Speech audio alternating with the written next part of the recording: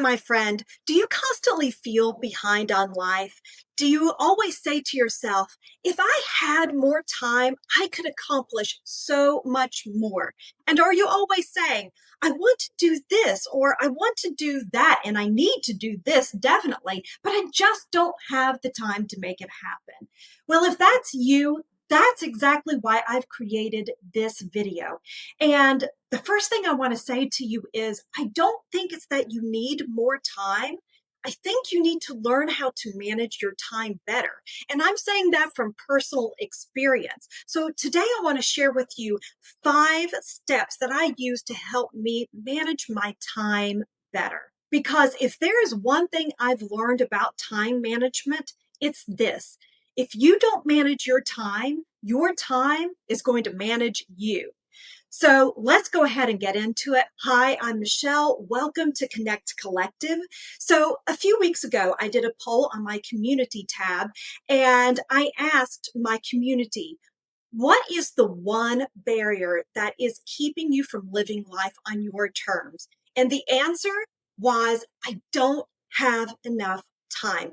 And I have heard this over and over again from the people I work with, from people who are in careers and want to further their career, to people who want to be solopreneurs and maybe manage a side hustle while they're working full time and eventually take it full time. They constantly feel overwhelmed with time or what they believe is the lack of it. So step number 1 is simply to be self-aware. Be aware that if you always feel like you need more time, you're the only one who has control to change that. You can change how you allocate and use your time. So just be aware. And the reason this is the very first step is because 90% of our days are on repeat. And so we do a lot of things mindlessly. So I want you to just be aware of how you use your time, not just the time when you're fully engaged in something, but also your incidental time. So that's the first step. Just be aware. And that leads into step number 2. And this is really the most important step. I mean, first you got to be aware, but then secondly, I want you to do a time audit. And the first time audit I want you to do is audit how you use time on a typical day. And that means from the time you wake up to the time you go to bed, how are you using your time? Write down everything. And it doesn't have to be detailed notes, just write some basic notes. For example, when I wake up in the morning, the very first thing I do is I brush my teeth and then I start making coffee because I need to have my morning cup of comfort. And then I write for a little bit and then I have my time blocked out. I start writing at 7:30, 8 o'clock, somewhere around there. So I have a flow to my day, as do you. Even if you have a 9 to 5 job, when you get to your job, I'm sure that there are things that you do the same way every single day. Just jot them down, even at your 9 to 5 job. Write down how you use your time. And then after you do that for a typical day, do that for a typical week from Monday to Monday. How do you use your time? And I want you to think about it as you're writing them down. Which of these things do you really want to be doing? And which of them do you want to spend less time doing? Which things feel like time hogs to you? And which things really feel like they're moving the proverbial needle? And also within that time audit, which of the things that you do are necessities? You must do them. For example, you have to have time to make food, prepare food, and eat it, right? So write those things down. And that leads directly into step number 3, which is a little exercise that I call more of this and less of that. So in this activity, I want you to write down in the more of this column. You can just create 2 columns on a piece of paper, and under one column it's more of this and under the other it's less of that. What do you want to spend more time doing? I know that before, when I really struggled with time management and I was super burned out, I wanted to have more time to exercise and more time to prepare healthy meals and eat well. And I wanted to focus on stress reduction. And I wanted on the less side I wanted to be more efficient with my time. And I didn't want to be overwhelmed with things like checking emails or dealing with behavior problems because I was a principal. So there were certain things I wanted less of in my life. So write that down. What do you want more of? What do you want less of? And then once you acknowledge that and you've got it written down, you can start formulating a plan, which is our next step, step number 4, which is to schedule it. Now, I personally use time blocks. I have blocks of time for writing, for exercise, even for breakfast and dinner. I block it all out because if I don't block it out on my schedule, time will get away from me. And as you're scheduling it, I heard something several months ago, and it's really stuck with me. And it's this: we know that time is finite, right? For everything that you say yes to, you're saying no to something else.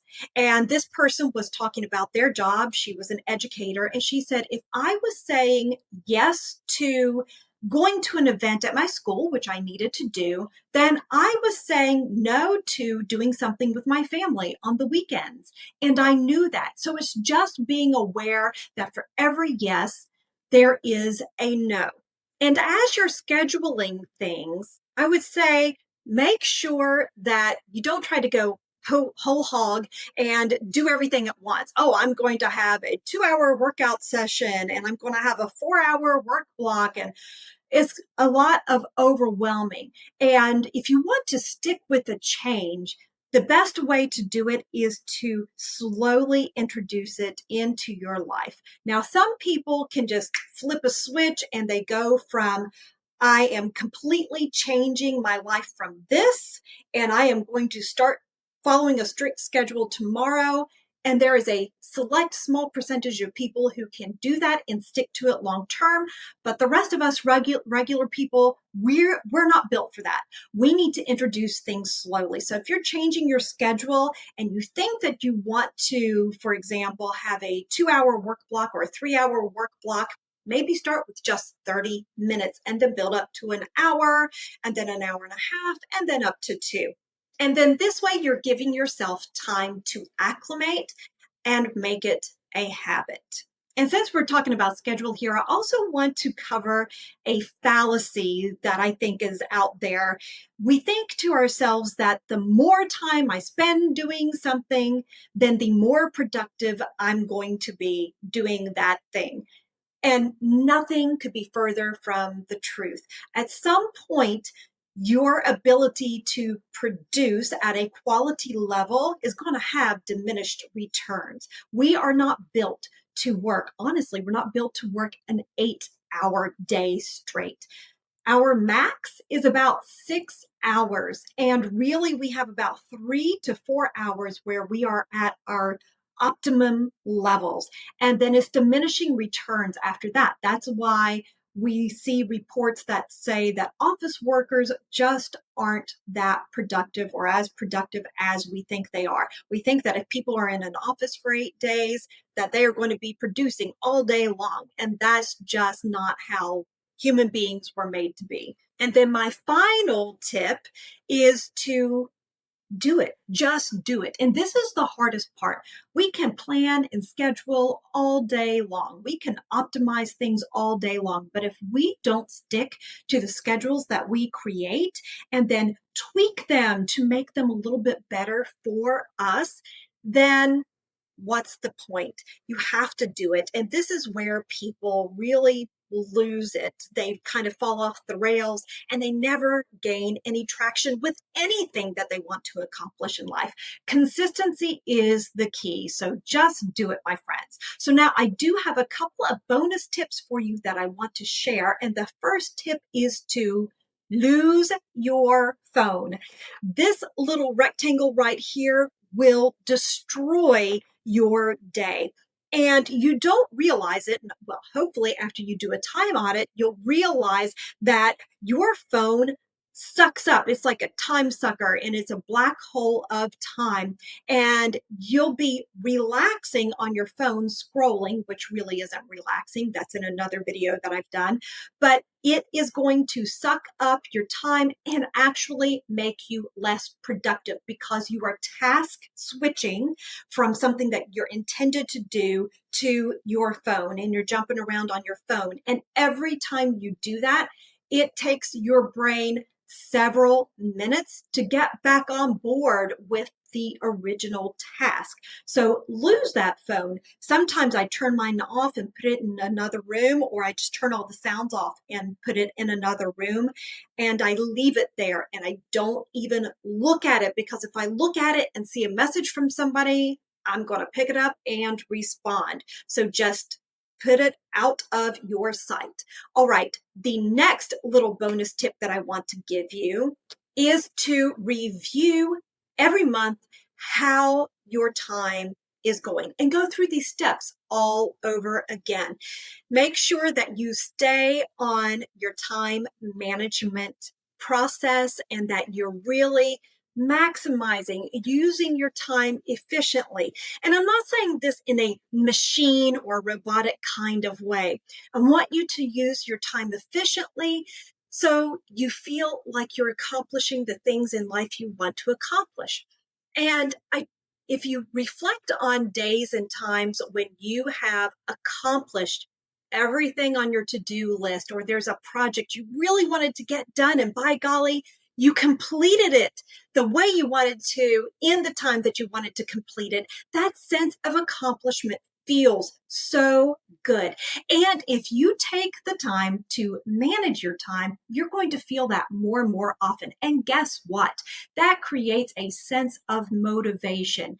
And motivation doesn't just appear out of the blue, it comes from motion. So this is how you manage your time effectively. And finally, don't be surprised if you feel a little anxious or uncomfortable or like things aren't working if you are trying to change your schedule and manage your time more efficiently.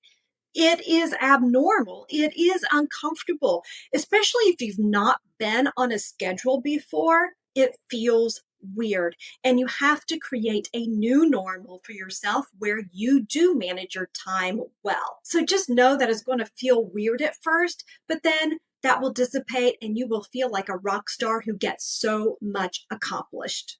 And I say that you always need to celebrate every single thing that you do, that you change, these little shifts that you make in your life that are improving your life and helping you live life on your terms. Celebrate it. Track what you're doing, tweak it as you go along, and celebrate the changes that you're making that lead to a more fulfilling life. I'm so excited for you. I hope you gained value from this video.